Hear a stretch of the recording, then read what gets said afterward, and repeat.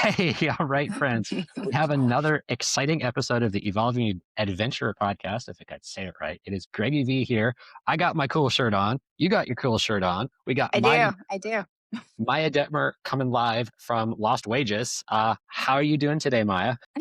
I am doing great. I'm doing great. It's heating up here in Vegas. The summer is coming early for us.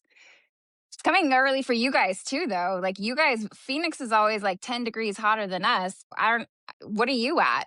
Honestly, According to my cell phone, which I remember to turn off and is right here, it is 99 degrees right now with an extreme heat warning. Probably 104 by the time the day is done. It's hot. yeah. You guys are hitting triple digits. Good Lord. Yeah. Yeah, we've been getting, I was at work the last 2 days and I've been getting those notifications on my phone saying extreme heat warning, extreme heat warning. And I'm only off today and I have to go back to work tomorrow. But I'm like, oh God, the heat's coming. It's only March. Yeah, it's Ugh. technically still winter, and I'm like, "Oh my god." I'm looking at 100 degrees out there, and I told you I'm just sitting in the sun, and I'm like, "Nope, I'm burnt already. I'm going back inside." And then it's like sideways snowing in Bozeman, Montana, and the East Coast like can't get up for snow, and I'm like, "Oh, this is such a weird year." Yeah. For reals. Oh, well, I was just talking to someone in Colorado and they said they're actually hitting a heat wave too, like 80s. So it's kind of, which sounds amazing now that I'm like 92 right now, but it's Yeah, hot for them. yeah, yeah. On March the 18th, not so much. Gosh, wow. Oh, you are quite the accomplished trail runner and trauma nurse and all these other fun things that you do. How did how did you get into everything and like how's the last like year gone for you in your adventuring? How did I get into it? I grew up in sport. I played soccer since I was very little, cross country, track during high school. I was on the league team, Olympic development team for soccer, played until UNLV. I played for the women's league or the women's team my first year. And with all of this juggling, playing soccer literally around the year, I got burnt out. I wanted to just be a college student. And so after the first year, going into my sophomore year, I decided I was like, I'm just going to be a college student and I'm not going to be the athlete anymore. And I literally did that. So I didn't do anything physical, like other than having fun and going to bars and being like that all of my 20s until I was like turning 30, realizing what have I done? Like I'm very unhealthy. Like I got through college and I've been a trauma nurse. I'm coming up to 20 years. So I started in trauma ICU when I was 24, and this coming June I'm going to be 20 years deep in the trauma experience. But yeah, it was a way of getting healthier, breaking a lot of bad habits that I created in my 20s. And so ultras were a transition to be a healthier person for the rest of my life. Some people may not think ultras because the levels of extreme that we go to is the most healthy. But I beg to differ. I feel like I am far healthier with how I am and what I do than the Joe Schmo sitting on the couch every day. So Yes. Yes. My question, was the smile permanently affixed to your face before you were a trail runner and ultra runner, or did that like develop with ultra running? pretty happy person, like there's definitely like upside down and frowns at work because it's exhausting being there. But um I'm happy being out on the trails. Like who isn't? Like of course you're going through these like horrible lows like during various times and events that are going on out there just because of the push on your body and like weather and all the things. But I'm just grateful. I am honestly. I have the best time out there, and like when I'm realizing I'm going in like a spiral spin of like negativity, I try to remember that, like be grateful, smile, cuz honestly, you can trick your brain if you put a smile on your face that you're actually doing better or feeling better. Exactly. Then you feel like you're doing at that moment. It's all temporary. Yes, that is a great reframe too. I'm gonna definitely be doing this when I'm pacing people. And I'm like, "You need to give me your mouth right now, and we're doing this. Stop whining." Well, and especially like the first time we met was at Last Person Standing at Across the Years. Like a lot of that is a poker game, so you're faking it. When you feel especially like total garbage, but you're still smiling because you want everybody else to think that you are unfazed. The fact that you're over 100 miles, you're 130, like you're trying to show that, like, I have no plans on quitting anytime soon. So you should. Yeah. Yeah, that However, that works. yeah. Well, and I'm curious, like, how was your experience? Because I knew who you were, but we had never spoken, and we have mutual friends that are like, Maya's great and Sam's great and everyone's great. And I'm like, I know, but I haven't actually like, hello, how's it going? So it's quite the experience for me to like have the camera and be like, okay, well, I've heard all these things, but I don't want to interrupt your race. But what am I supposed to like? I'm holding the camera. Do I talk to you? Do I not talk to you? I don't know the right thing to do. And you were talkative, and other people kind of looked at me and were like, yeah, no. So thank you. Honestly, you were like a breath of fresh air because we were doing the same thing. It's a 1.4-mile loop every 20 minutes. And I'm like, I've already talked to like so many people, and like you kind of brought like a different energy. You weren't part of it. Like you weren't trying to like affect the race in any way, but you had the gimbal or you had the phone, and just having someone new to the mix was kind of nice. Because it's a last person standing. There's like no pacing or anything like that. It's only a 1.4-mile loop, so it's like the same thing over and over. So it was honestly nice to have different energy, and then like having the Mountain Outpost live stream, like because we're living this is our existence. I would also pop in and like listen here and there. Sometimes I was like, when I had more energy at the beginning, I would like respond on the texting part of it too. But you try to keep yourself entertained and energized by whatever you could possibly do, because it's the same thing. Yeah. Again and again and again and again. Yeah, I remember at one point I am so curious if and when and how we crossed paths at UNLV in like the one semester I was there, and we were trying to figure that out. And I actually do not remember how that conversation went. We were talking about UNLV and asking about it. Yeah, yeah. Well, I went there. Gosh, what were even my years? 2000 to 2006. I was Okay. there. I was Yeah. there for the summer semester of 2005. I moved the last week of May, and I left mid-August. And I In lived right by the August. athletics building, like on the other side of Paradise. No, not Paradise. I lived Okay. in Paradise. Whatever's behind Paradise, it's like a windy road, and then you went over and like the athletics buildings were there. Right. Right, right, right. I couldn't tell you the name of that street, but yeah, I know what you're I talking could about. see it in my So like the head. soccer fields. Yeah, Yeah, yeah, yeah. yeah, yeah. And I thought after Jackpot, I was like, I could drive by, and then I was like, I am so tired, and I can't control my body temperature. No, I'm not doing that. Yeah. You're like, I can reminisce another time. Yes, yes, yeah.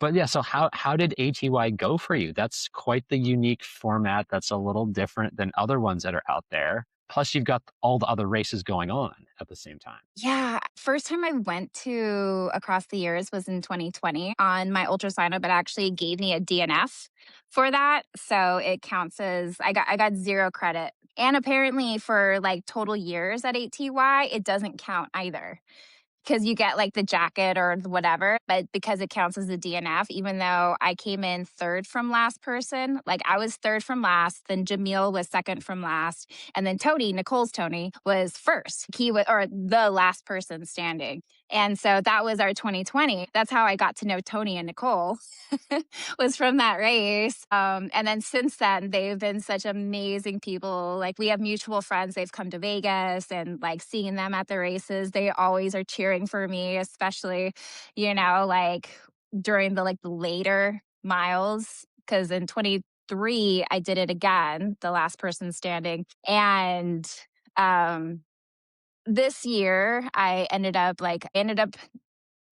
not being the last person. I was fifth from last person, which was like my worst finish, I guess.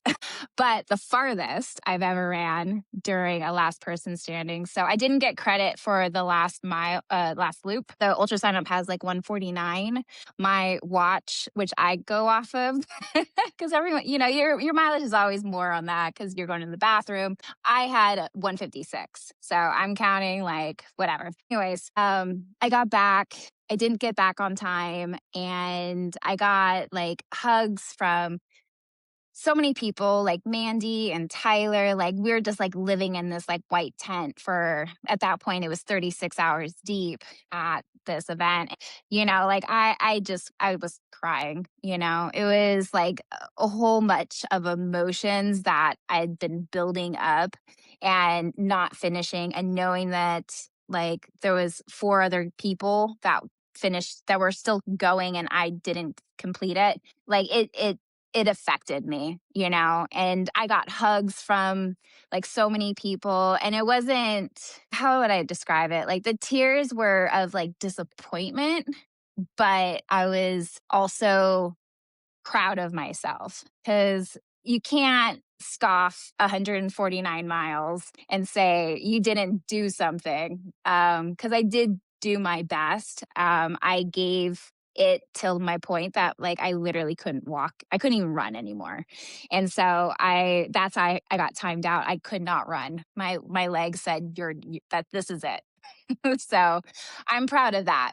I'm proud of that. Yeah, I mean, you did amazing, and that was yeah, you looked great the whole time. I would have never known that there was any type of pain or anything going on, and I went to bed. It was See, somebody called me and woke me up because like, "Hey, Sierra needs to do commentary, and like, we need someone to go on with her." And I came out, I was like, "Oh my god!" Like, there were 5 people left, and I don't know, I was sleeping for maybe 3 hours, and I thought, "Hey, like, everyone will be here when I was gone." I came back, I was like, "What happened in those 3 hours? It's down to two." And Oh, yeah. Yeah, because Nick ended up calling it soon after me, I think. I don't remember the exacts or anything, but I think he had like another 2 hours or a couple hours longer. yeah, I don't remember. And then yeah, And then then Steph, Stephanie, yeah, yeah, yeah, she was like 20 more miles, I think, than me. I was like, yeah, yeah, that's what it looks like. Yeah, Stephanie did 20 more than Nick. Nick did 3 more than you. And then, yeah, Ben and Michael went to Oof, 203 miles. That was so insane. wild. So amazing. Yeah, when I called it, it was like Sam got us a hotel so I could just try to like take care of myself. And I was so beyond exhausted. Like we got in the room and there was two queens and there was a couch, and I was just like, I just need to lay down for a second. You go ahead and shower first.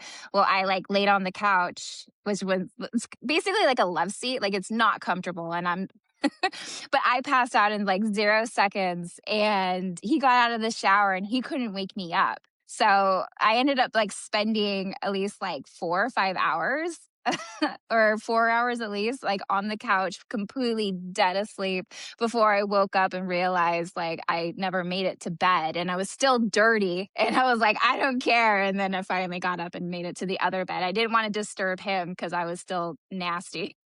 So I slept in the other queen. Gosh. Wow. And kudos to Sam for also, he was there the whole time. So he did 36 hours of crewing and things, I presume. He always runs. So, like, we love going to this race. So, like, I've done the 100 miler before. This is the third time at the last person standing. He will do the 12-hour.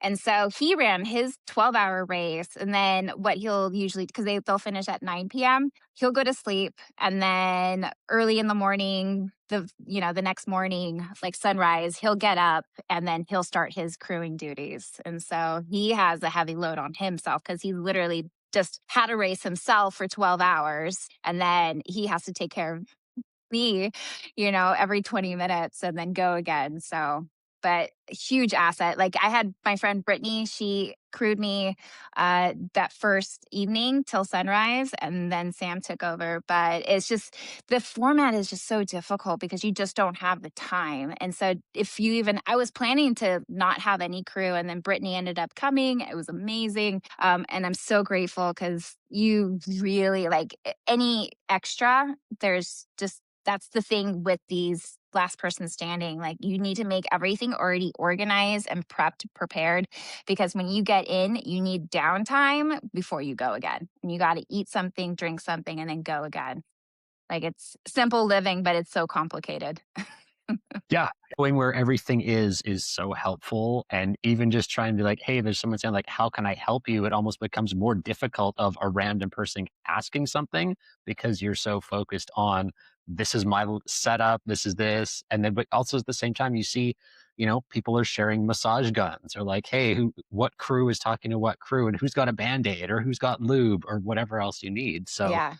there's the competition, but there's also like that there's some deep friendships are made over those hours. Oh, 100%. Like the crew, I know that they've gotten to know each other. Like Stephanie's husband, she was right next to my setup. So Sam and Stephanie's husband spent quite a bit of time interacting, themselves. Yeah, the other I know on the other side, like Mandy and Nick, and then who else was over there? There was a whole group of like with a bunch of kids. There was like 5 or 6 kids between all the families. And so like the kids were hanging out together and anyways, yeah. You get to know each other a lot. And then us out there on the same loop, you have these like either sharing the entire loop together, interactions, and they're like short conversations or long ones. Like I know Tyler, like he loves his cats. And so like that was one of the first things as far as like catching up with him because I met him. I've known him for since 23, I'm like, how are your cats? you know. Uh so it's a great time and you really get to like respect and know these other runners, like getting to know Ben also who came in from he was the support um, him and then Michael as well. Like really proud of them because that is such a difficult format, and they went a whole extra 12 hours longer than I did. Yeah. Impressive. And very impressive. Yeah.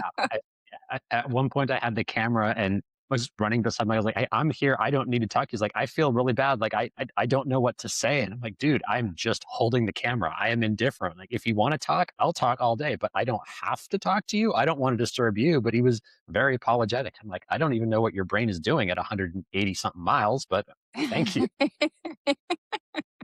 It probably is well, I don't know. I don't know. Honestly, like at Jackpot at 180 miles, like my only thoughts at that point was like, I finally get to sleep. I just want to sleep. Like, can I get off my feet? Like, am I done yet? Man, you look amazing at Jackpot. Congratulations on your finish Ah, there. That thank was you.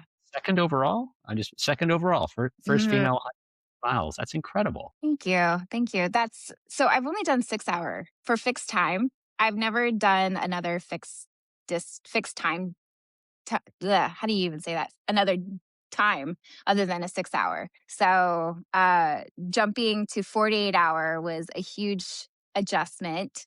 And it did not disappoint as far as expectations. It's again another kind of cement mixed, like a little bit of dirt, but it's just another one that is just taxing. It's very taxing. And it's easy for crew because it's such a short loop. Like you guys had the 1 point, what was it?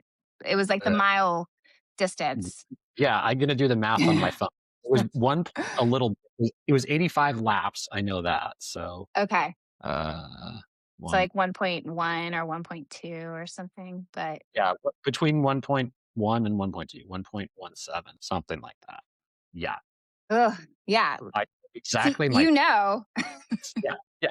That little patch of dirt that was kind of where like Mike and Steve set up all the lights when I'm on dirt for 100 yards. That was my favorite spot, and my second favorite spot was the Buzz Bomb tent because they gave me a kazoo, and I blew that kazoo. It's actually sitting in my truck. I was like, I can show you, but it's not with me. But yeah, those are my two. you with the kazoo. It was great, like it was, depending on the hours that you're out there, people start looking like zombies, like with the zombie ultra shuffle, but I heard the kazoo, which was like a positive, Yeah, gotta thank you. keep changing it up.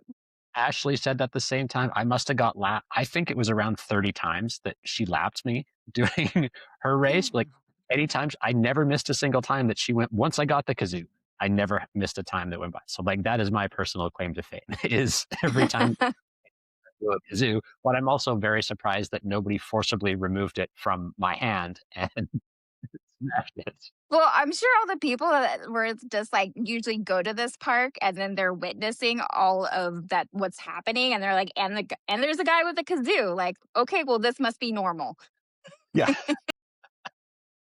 Well, and by the way, Ashley looped all of us. Like she looped me countless. I don't even know how many times. I'm like, she had such a beautiful race. Like she looked so effortless and so positive. Like I would just cheer for her, when she would like pass me again. And she's just, yeah, thank you. Like just so much energy. So Yeah. amazing. Yeah, it was incredible. Like, she was heckling me at some point because she's like, "You're gonna miss me with the kazoo," and I was like, "I can still grab it." And but she would do something to signify, like, "Hey, I heard you," every single time she went by. And then her crew tent was amazing. That I don't know if you remember the big Buzz Bomb tent, but they had samples. Yeah. They had peanut butter cups, they had protein bars, they had posters and glitter and like Sharpies to make signs for people. Like, it was amazing. And I was like, it's just this big pink tent that's here. Thank you. They looked like it was a fun tent. I never stopped. But it looked like they were like having a great time. And like when she crossed the finish line, it was like perfect timing because I was like just literally maybe 30 seconds or a minute after her crossing. And anyways, it was like all of her tent, her people, and then obviously everybody else from the race. And she still was like jumping around and she jumped on her husband and very cool. Yeah. Yeah, I was slightly ahead of you. I don't even know how these situations happen. I was just starting up the ramp to the finish line and I'm like, there's a bunch of noise behind me. What's happening? And I turned around and I'm like, I see Andy with his phone on. I'm like, what is happening? And I see Josh, I think it was Josh was running on the other side with the gimbal. I'm like, oh, holy cow, finish right now. And I'm like, I'm standing in the way. I should move. And I feel dumb. I was wearing my puffy coat because I was cold over this t-shirt. And in all the photos of like her breaking the line and stuff, like there's me hobbling along with my puffy on. It did not cross my mind, hey dude, if you unzip your puffy and take it off, I'm like photobombing with this shirt as she breaks a world record. Nope. Totally out. Never entered my mind until like a minute later. And I was like, dang it. So yeah, Next time. next time. But at the same time, like I was still out there hobbling away to my finish at, I don't know, it was like 3 o'clock the next day and happened to be walking by just after the award ceremony. And she stopped and gave me a hug and said, thank you for blowing the kazoo. And I was like, oh, thank you. I appreciate that. Yeah, it was really kind. So I appreciate things like that because like that makes such a difference in somebody's race of, I'm sure there's plenty of times where you are not feeling great and seeing somebody smile or seeing Sierra run by or like somebody do something like that makes such a huge difference. Oh yeah, 100%. It like just to because I'm local to this race, like having more friends kind of come in and not pace me or anything, but just being there. And it was definitely high highs when I was having major lows, especially like the second night that I was out there, like everything was just hurting and I'm just like wanting to take a break, but then I would like take a break, never slept or anything like that. My body wouldn't let me. But I was like, I want to take a break. And then the girls, their positioning shuffled a couple times, but I'm like, they're getting too close. Like I literally can't take a break. If I want to hold on to my lead, like I have to at least walk if I'm not running. Like there's no stopping. I did stop and like get off of my feet a couple hours out of the 48. But yeah, that was seeing friends come by and people that I wasn't even expecting to see that like showed up was really, really motivating. Especially just like being on the same loop, that same park. We'll never look at that park the same ever again. It's a love hate. I'm like, okay, that was like, I didn't expect it. I've thought about doing something like that since ATY. And I was like, oh, I don't know what it's going to be like. And then circumstance was like, sure, I'll do this race with you. yeah, I don't ever need to see the park again. But I would also go back and like happily cruise somebody and probably do something, but not 100 miles, like 6 hours. Yeah, 100 miles. No, The 6 yeah. Well, congrats on your race. thank you, Yeah, thank you. that's awesome. Yeah, Yeah, it's 100 cool. miles is difficult, and proud of, your friend Taryn as well, you know, like, she got that buckle. She did amazing. You know, she was like, "Are you sure?" I'm like, "Dude, I'm not running at all. Like, you keep doing your race. You're gonna lap me. I'll be here plodding along." Like, that was cool. And then, like, with that format too, how cool is it that, going out there, there was like a world record was set. Other people were going for records. Like people like, Yeah. oh, Glaze, like Andy Glaze was lapping me and heckling me first about my shorts and then about my sweatpants because I had my zebra sweatpants on and then about something else. And he's like, I give you the fashion award of this race. I'm like, oh, thank you, sir. I appreciate it. But that only happens because you see people so frequently. Like if Right. it's any type of mountain race or like javelina, I saw you once and then you were gone. Whereas this is like, I know at my walking pace of 18-minute miles and someone's running pace, about every 20 minutes, I'm going to see you again and I'm going to hear you make fun of me again. So yeah, it Well was really, well, even the, like, older population, the octogenarians that come out to these events, so inspiring, and then there's a couple of different people that we, like, see at like, across the years every single year. They're out doing, like, depends. It depends every year, but they're out there for, like, multiple days, and, it's really it's fun. It's so fun to see the same people, and then like there's a married couple that they'll do it a little bit different. Like they're, retired and they love these short loop events because they'll start in the early morning, get in their miles, and then when it's time for dinner or sunset, then they pack up their things. They go back to their hotel and shower, eat and shower, and then sleep in a bed, and then they come back. Like you could, and across the years they did that. They were there like the whole week, and they would be there for the was it 6 day, 7 day, and start early first thing the next morning and get in at whatever miles they can and then rinse repeat. I'm like, that's awesome. yeah.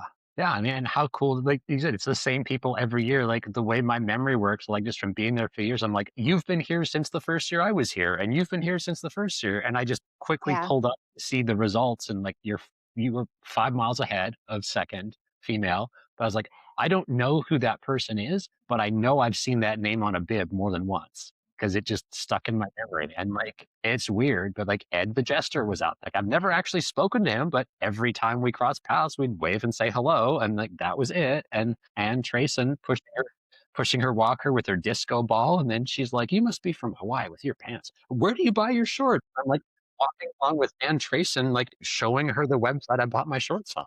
Like, do you want me to buy you some? I don't know. I know. The goat was there. She's been at ATY and Jackpot. It's so amazing. Yeah, total fangirl. I know, and then she's very happy to talk too. She'll be, it's like the Yeah. how do these situations show up? And then I'm like, okay, cool. I'm walking along at mile 98 for me, talking to Ann Trayson about feet. How, not what I had on my scorecard, but Well, I saw her set up at Jackpot. Like she had her table and it was just full of costume changes. Because every time I would see her, she'd have like a different hat or a different outfit. Like she was prepped and prepared to like bring the party. She was the party. yeah, she was so into it. Like, it was great, and she would cheer, and I blew the kazoo for her. I blew it for you. I don't know if Sierra ever heard me, but with Sierra was like passing me, because it was a different loop, so people were passing me right on. I could see, hey, yes, like high five or something. But then there's little stretches where like, oh, I'm going this way, and you're right by the water, and I'd be like, I don't know if Maya can hear me, but I'm blowing the kazoo for Maya anyways. I'm not sure at this point. I was kind of out of it on that second day. Well, But yeah, you were really involved in Burrito League. Did that help you prepare mentally or physically or in any way to do the 48 hours at Jackpot? yeah, so Burrito League, I remember, like, talking maybe it was with you or someone uh, like, on the live stream, but I was like, "My game plan is to do Chipotle challenge. Like I wanted to do that. That was my plan the previous year. I couldn't participate the previous year because I was recovering from a knee surgery and I was like on crutches in a wheelchair. So I'm like, next year when it's January, I'm gonna do Chipotle challenge, and I'm coming home with free burritos for a year. And then we get wind by like the third because they were like, oh no, we're hearing stories like maybe it was going to start on the second or the third, and then you're like, it's not happening, it's not going to happen. And then Jamil was like, wow, we're going to make it happen. And so I messaged him as soon as I saw that he was going to create a Burrito League. I messaged him and I was like, what do I need to do? Like, this needs to come to Vegas. And he basically gave me like a basic outline of like, well, you have to get your prizes and like just like the logistics basics. And so I went out immediately and I found a segment. I'd never made a segment before on Strava, and then created the event and did an Instagram page. And we rolled out on the 8th or the 9th. And so I was still trying to get the prizes together, but I was like, we got to get started. And so we definitely don't have like comparable numbers to Tempe or some of like the huge, like you guys blew it out of the water. But I'm really proud of what my local community put together and like showed up. Like it ended up becoming this like micro universe of like the morning crew that you usually would see, and then depending if it was like, and then the afternoon, different set of people. Some people would be in that middle transition, but most of the time on our segment there wasn't usually people like too late into the night. So it was mostly like day stuff. But then you started having people like really pushing it. And I was competing, but I had always said that, like, because I'm the host and I'm like trying to organize it, I'm not going to accept any of the prizes. But I still wanted to like participate. So I ended up with the most seggies. But it kind of hurt after I found out that we were like picked to be the acceptance of one of like the 12 cities who gets free burritos for a year from Chipotle. And I was like, I said no, damn it. I'm like, I was like, I'm not taking back my what I said, but I'm like, this prize package just got like really sweet, and I have a little bit of regret. Yeah. No, but it was cool. It was really cool. Like we ended up hosting a party post Burrito League at our house. We of course made burritos. Like we bought 10 pounds of carne asada, pollo asada, and we had like tons of people in our backyard, and we handed out prizes. We got like awards made. Ultraspire is one of my sponsors. They gave waist flights to the podium finishers, to all of them. And we got some free race entries through Aravaipa. Like Sam, since he was the Burrito King of Vegas, he got his free entry to Jackpot. So that was what his part of his winnings for Burrito League. So yeah, it was really cool. It was difficult though, juggling, because like I'm full-time nurse, and then like you didn't like, depending, there was so many cities and how they organize it. Like it was kind of, this was on the fly. All of these were created. And so there was no real rules of like how you want to do updates. And so everyone took it up on their own accord how to do it. And then like I chose to do daily updates on Strava and Instagram on our page, which is just very time consuming, and trying to like post pictures and also do my miles and like juggle life. It was a lot. It was a lot. Yeah. It's And thank you for basically being a Oh, yeah, yeah, yeah. No, it was fun. It was super fun, and like chatting with you, but yeah, it was definitely on the fly, basically being a race director, because then you're also like having admin issues with people like having like getting their Stravas connected or Seggy's not showing up. And so they're contacting you, but then you're also doing all these other things and you're like, I'm not a Strava, but I will yeah. try to help you. Yes, so much of that. I was thinking about it in the context of, like being in Tempe and supporting it and things. I'm like, okay, this is really cool. But then I'm thinking like somebody like yourself who volunteered to do this, all of a sudden, like you're a race director, you're managing other people's technology and their concerns with privacy and their concerns with bathrooms. And you're like, you're an adult. Can you please like make some attempt at this on your own? But also like we want to encourage you to come out and, showing people how Strava works or telling people what Strava is as an app or what's happening out there. I'm sure you did that out on the street a few times. That was like half my day was random people in a car honking at me or like the most Yeah. opportune. I'm talking to Maya on the live stream. I'm trying not to get hit by a car, and there's someone in my face that wants to know what's going on. I'm like, this is overwhelming. But like, there was so much stuff that was there, and like WhatsApp groups, and how do you get prizes, and who's doing what for prizes, and things. So yeah, I mean, it was a gigantic volunteer effort. So thank you for your time and effort and putting all that in, and also winning the Well, league. Well, not taking the prizes, but you did get the most overall. Like, congratulations. well, and it was great too because our finale day was so much fun because we were selected as one of the Chipotle cities. Chipotle hosted our day, our last day. And so I picked up catering from Chipotle, which was just a whole table packed full of meats and cheese, like to make all the burrito bowls. Like it was literally all the fixins for Chipotle that fed our entire league. It was amazing day with that. And then the female side, because I didn't count, there was our primary female. She was well and above the second, third, and fourth. But second, third, and fourth were like literally within segments of each other. And those three girls, Stacy, she broke her day up. Otherwise, we had a separate prize award for the longest burrito in Vegas. I was holding on to that with 52 miles I did one day. But then Brandy, she ended up on that last day, ran 54 miles, which was like an amazing feat. But then at midnight, we were there. There was a small group waiting for the upload. And then, like, Sasha's wouldn't upload. We're like, oh my God, the anticipation. Like, who came in second? Who came in third? Because one of these girls is not going to get anything.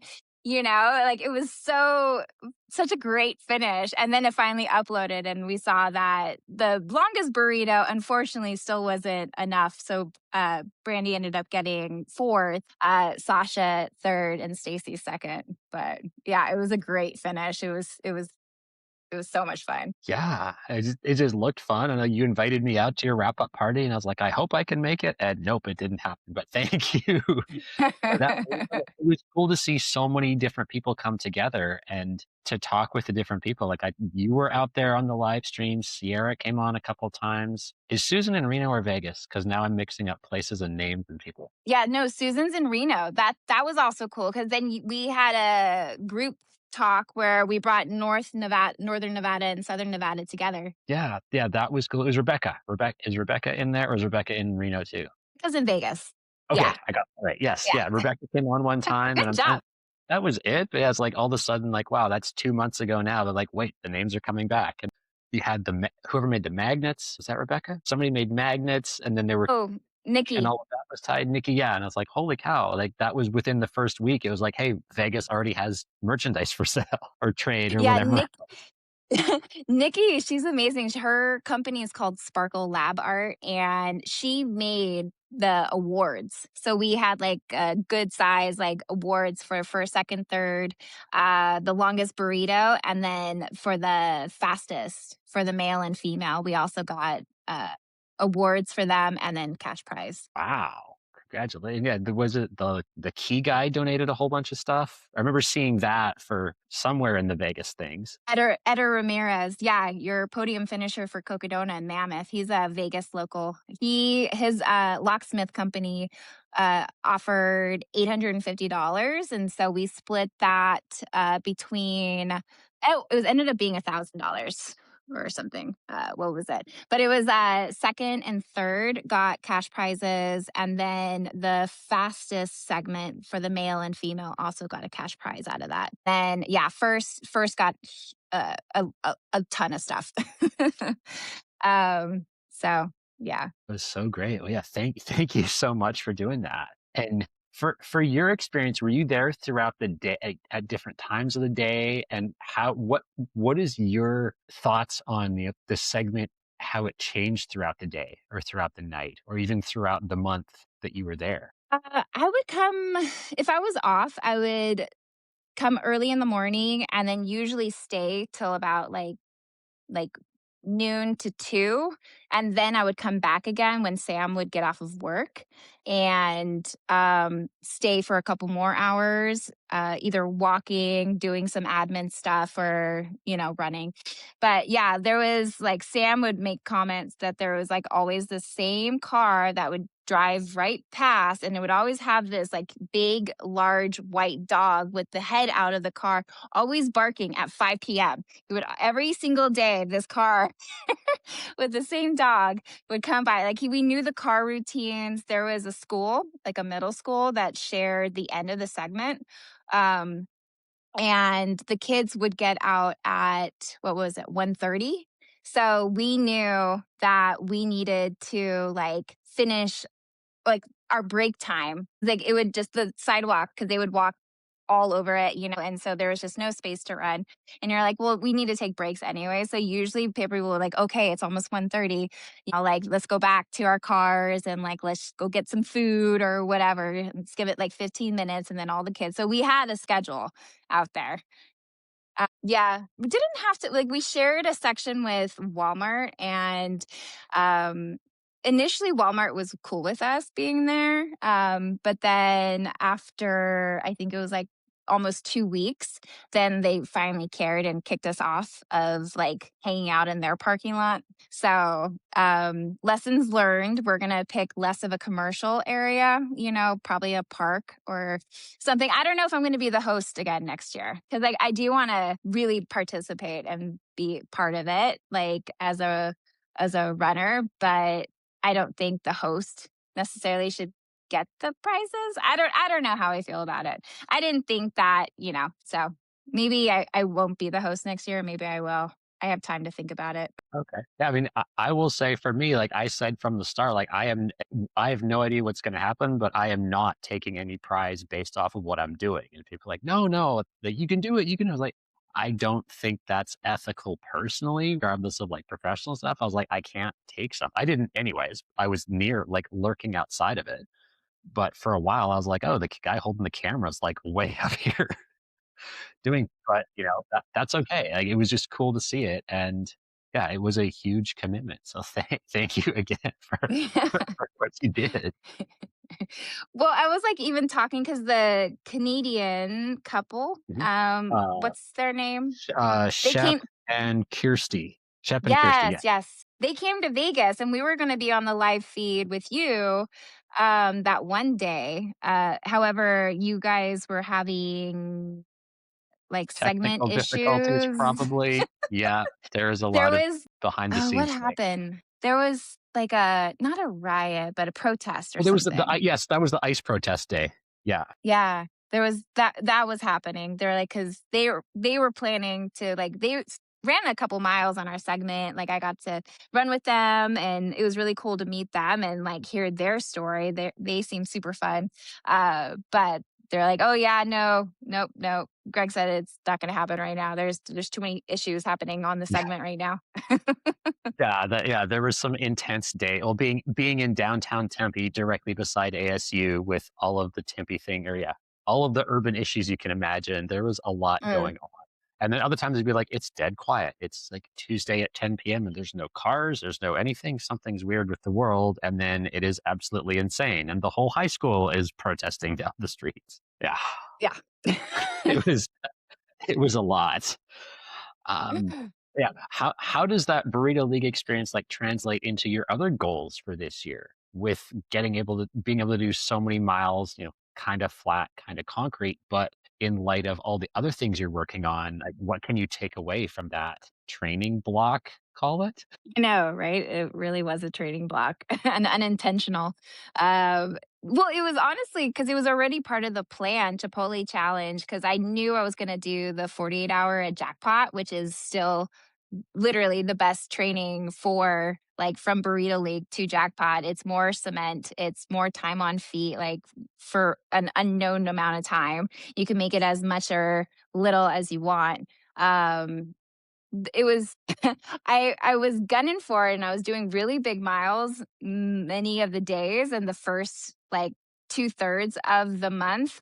But then like the admin stuff was taking too long and like it was just I was starting to feel the wear and tear of cement and like we were literally like out of groceries and like nobody was like we were eating out every night because we like didn't have time to like make food and like laundry was becoming an issue and I'm like we need to like do some self-care like we're literally living on this segment like we why don't we check ourselves and like seems like I cannot give up my position because him and Roberto they were very close. Like they were doing because Sam was first, Roberto was second, and every day they would be out there, and it would be like 20 miles, and then it became 25 miles, and it became 30 miles a day, and like then, but like they would all start at different times and finish different times, and so then we'd wake up the next day, and Sam's like, okay, I have to do this much mileage today,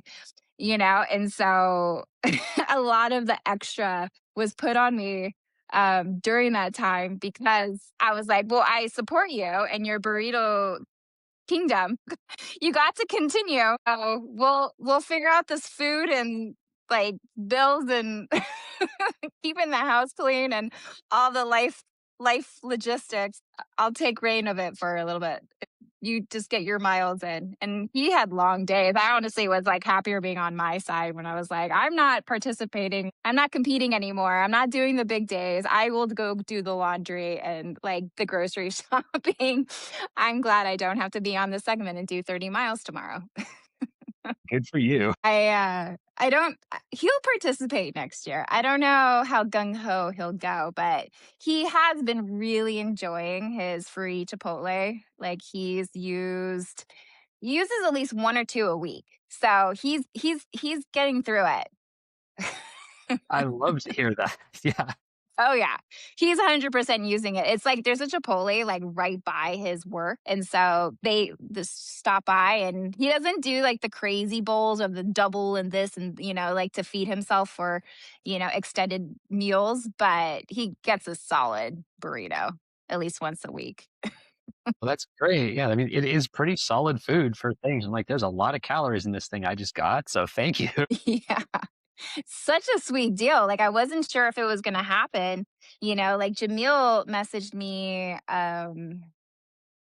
like just giving us the heads up that we were in the talks with Chipotle and that Las Vegas was picked as like if it happens. And then you gave me the amazing news that it actually was going to happen. And I was like, oh my God, like I was like over the moon because that's like a huge, huge thing. Like because of the late start of like it already being in January, so many of the companies and stores that I like tried to contact to help with the prize packages did not want to participate because they've already put their allotment of support in the community, and so I'm really hoping that um I don't know, this next year if I am part of organizing it we can get a even bigger prize package, which this year was honestly amazing, so I'm not complaining. Yeah. Yeah, you're right. Like so much happened so fast and with so many simultaneously things happening, just having any more amount of time than like, oh, hey, it's January the 9th and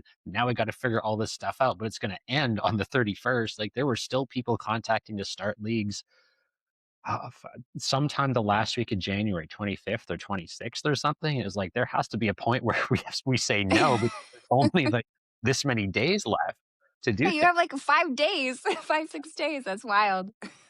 Well, and I knew what was happening, and then, like, I got asked to make the phone call to you because I knew you, and I was like, "Well, this is great, like, I get to be the one to make the call." Then I was like, "Oh, is Maya working 12-hour shifts today or something? So I'm like, well, I'll text first because I don't want to leave a message. And that was great. So yeah, Yeah, awesome news. That was so awesome.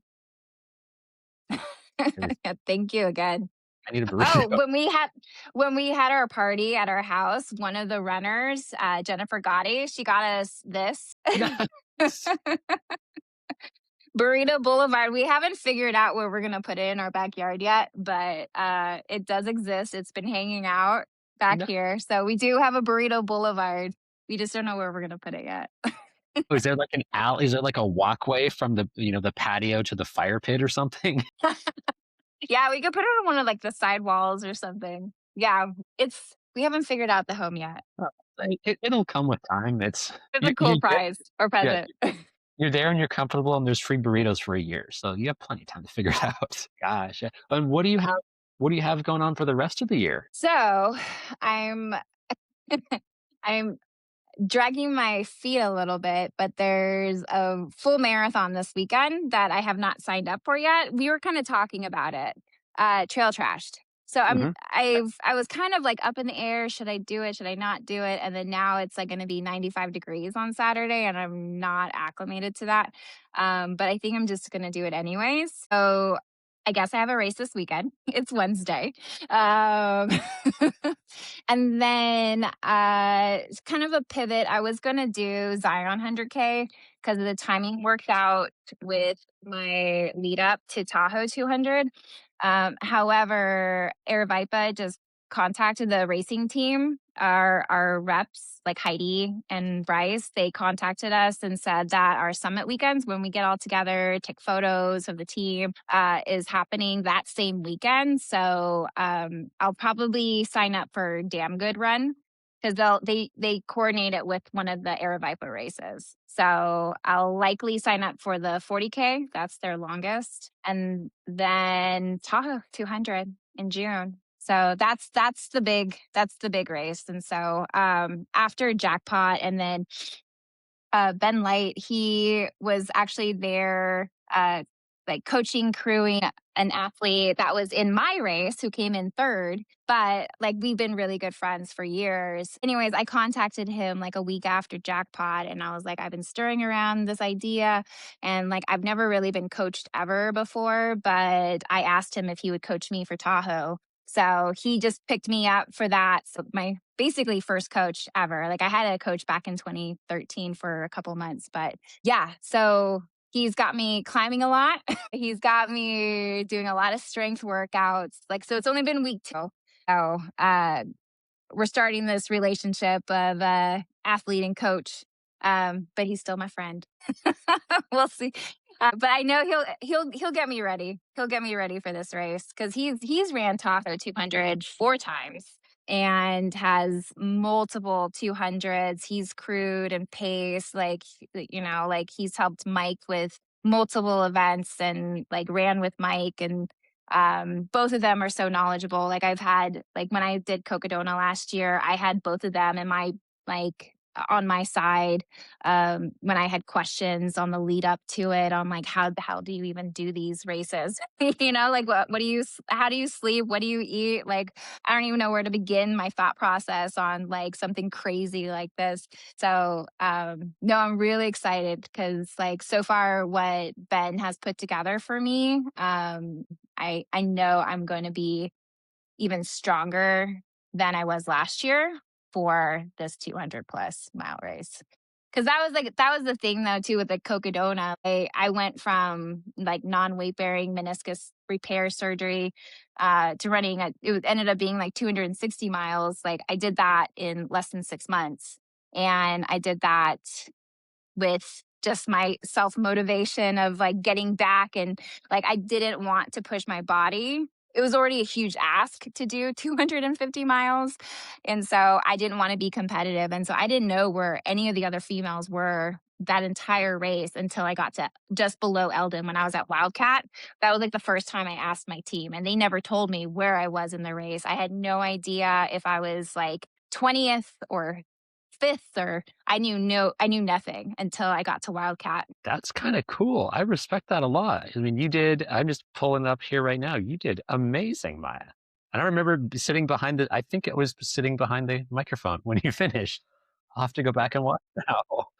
But like, I remember seeing like throughout the race and not knowing any part of that. I remember you looking good, like physically looking good. I have no idea how you felt, seeing so many different faces and so many different things. And I was like, oh, you can kind of get a feel for someone, even if it's on a camera, like what's going on. Yeah, it was like the same with Jackpot. I did not know that you were in that much pain. You were just bubbly and talkative and joking. Oh, there was a couple times at Jackpot, like, it was the second night, um, our setup we had was, like, a tent, then, like, a pop-up, and then we had, like, a propane fire pit, and there was, like our friends came out and, like, we were hanging out around the fire because it just got so cold out there. It was chilly. Like, you going in a puffy, like, I ran in a puffy for a ton of hours out there. I finished did I finish in the puffy? I did not finish in the puffy. It finally got warm. But, yeah, like, there's there's a couple photos that I got after the race of me, like, on the grass with my feet up, like, or me, like, sitting in the chair, and I just, like, my face just shows, like, I am in 100% full misery, like, I am feeling all the feels. Uh, Getting back out there, though, there's the competitive side. I tried, and trying to be positive too. Like, it really does make a difference in, like, your mindset. If you're feeling good, or faking that you feel good, it will transfer to some degree. Yeah. Yeah. Like, yeah, that was a lot. God. It's And you, pretty great though, like, the couple photos I have that of me, like, during the race, I posted it on my Jackpot post. I looked horrible. There's, like, 2, there's, like, one where I'm in, like, a foldable chair, and, like, I think I was trying to eat something, so my mouth is full of food, and I'm just, like, snarling, like.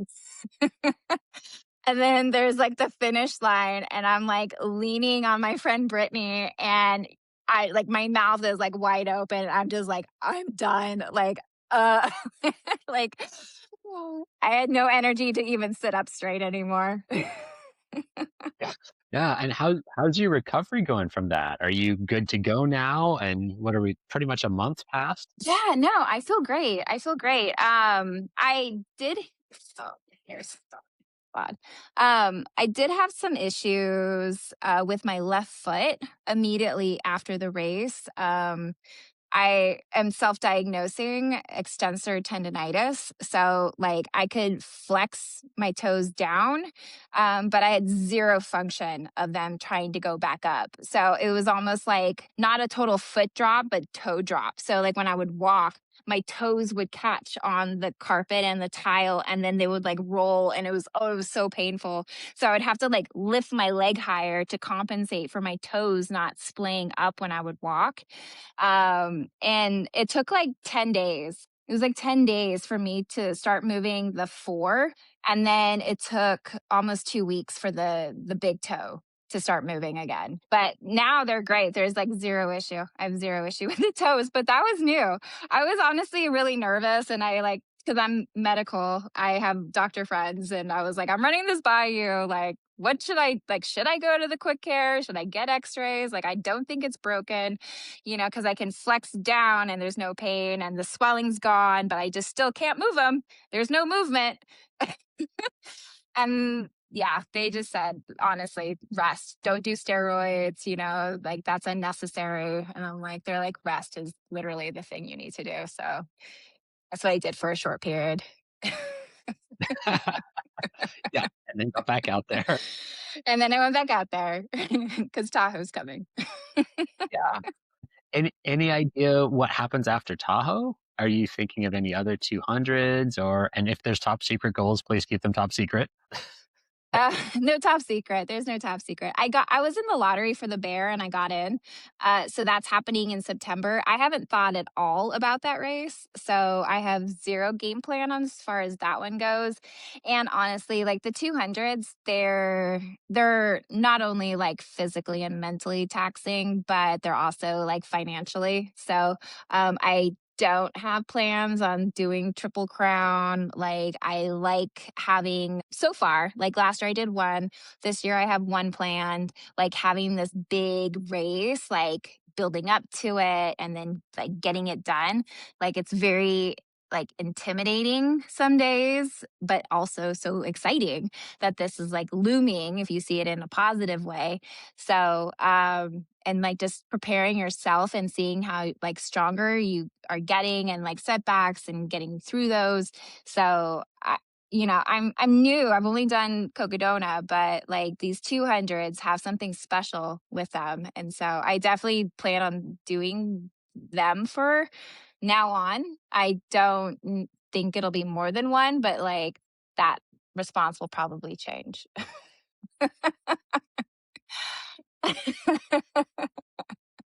Yeah, it seems like they're addictive. Like, they hurt so bad, let's do more. Yeah, yeah, let's do this again immediately.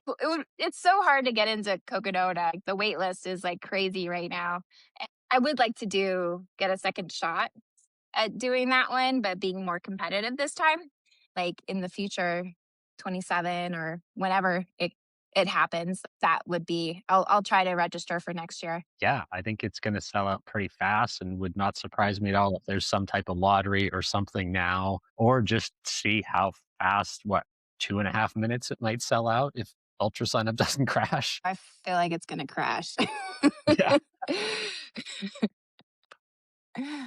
Wow, well, thank you so much for your time today, Maya. Super duper appreciate Yeah. it.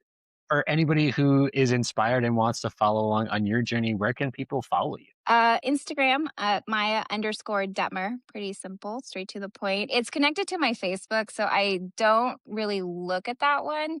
It takes me days to probably respond to Messenger if that's how you're trying to contact, and then Strava. So, yeah. And then also, we're supporting Corinne and her company. Yes. Yes, Corinne, thank you. So I don't know if I told you this, but this shirt Corinne gave me off of her back at Black Canyon. Oh, So it is going everywhere with me. So thank you, Corinne. And yeah, I see you have the white one that I feel that's a bad idea for me because it would probably be white for about 17 minutes and then it would never be white again. So I pick black. you can always tie dye it. Oh, that's like, oh, okay. I'm gonna have to see because all the stuff is sold out. I mean, it's really cool to see like, hey, here's this new stuff, and like it's sold out again. So Mm, tie dye. tie dye, yes, okay. I'm making a note right now. See, I have my note paper and my pen. I'm making a note right now. Tie dye Tie stuff. dye. Awesome. Well, thank you very much. We will see you sometime soon, probably. Yeah. Yeah. Are you gonna do trail trashed? You're kind of Oh, talking about it. I'm talking about it. Yeah. I've been talking about it too. I still haven't registered. Yeah. Yeah. I'm like 95% gonna register. Yeah. There's a few more days, or maybe a couple more days. I think we'll think about it. Friday night.